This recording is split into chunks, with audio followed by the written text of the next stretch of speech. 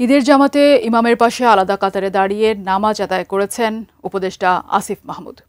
এমন একটি ভিডিও সকাল থেকেই সামাজিক যোগাযোগ মাধ্যমে ভাইরাল হয়, যেখানে দেখা যায় ইমামের বাম পাশে একটু পেছনে দাঁড়িয়ে নামাজ পড়ছেন আসিফ মাহমুদ, আর তার ঠিক পেছনের কাতারে নামাজ পড়ছেন হাজার হাজার মুসল্লি। তাই নেটিজেনরা প্রশ্ন তোলেন, এটা আবার কোন নিয়ম? এভাবে নামাজ হবে কিনা তা নিয়ে সমালোচনায় ভেঙে পড়েন তারা। তবে এবার ওই ভিডিওর আসল রহস্য ফাঁস হলো, জানা গেল কারণ। বিস্তারিত জানাচ্ছেন এসআই রাজ। দীর্ঘ এক মাস সিয়াম সাধনার পর সোমবার পবিত্র ঈদ উল ফিতর উদযাপন করেন মুসলমানরা। এদিন রাজধানীর বাংলাদেশ চীন মৈত্রী সম্মেলন কেন্দ্রের পাশে পুরানো বাণিজ্য মেলার মাঠে ঈদের নামাজের আয়োজন করে ঢাকা উত্তর সিটি কর্পোরেশন। সেখানে ইমামতি করেন কারি গোলাম মোস্তফা এবং বিকল্প ইমাম হিসেবে সঙ্গে ছিলেন মুফতি জুবায়ের আহমেদ আল আজহারি। চীনমৈত্রীর পাশে ওই জামাতে উপস্থিত হয়ে নামাজ আদায় করেন অন্তর্বর্তী সরকারের উপদেষ্টা আসিফ মাহমুদ।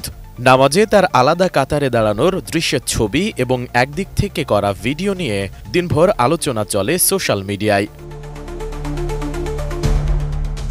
যেখানে দেখা যায় ইমামের ঠিক পেছনে আলাদা একটি কাতারে দাঁড়িয়েছেন আসিফ মাহমুদ। প্রচারিত ওই ভিডিওতে কাতারে আর কাউকেই দেখা যাচ্ছিল না। এর ফলেই আলোচনার সূত্রপাত। কিন্তু আসল ঘটনা সেটা না।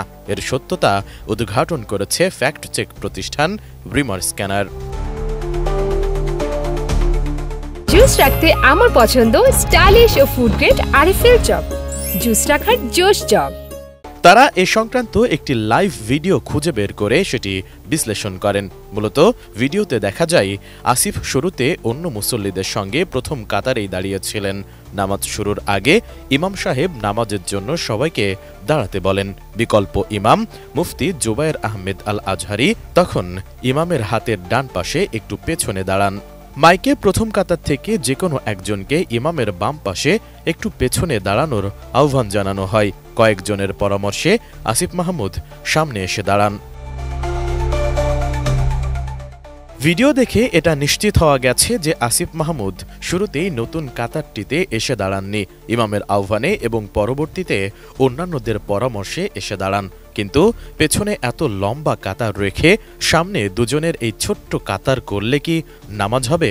এমন প্রশ্ন ছিল নেটিজেনদের। এ বিষয়ে বিকল্প ইমাম মুফতি জুবায়ের আহমেদ আল আজহারি জানান, ইমাম সাহেবের সঙ্গে বিকল্প ইমাম সাহেব দাঁড়াবেন।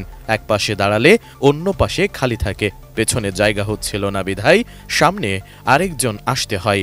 তখন প্রশাসক মহোদয় উপদেষ্টা মহোদয়কে সামনে আসার অনুরোধ করে। এসআই রাজ, এটিএন নিউজ।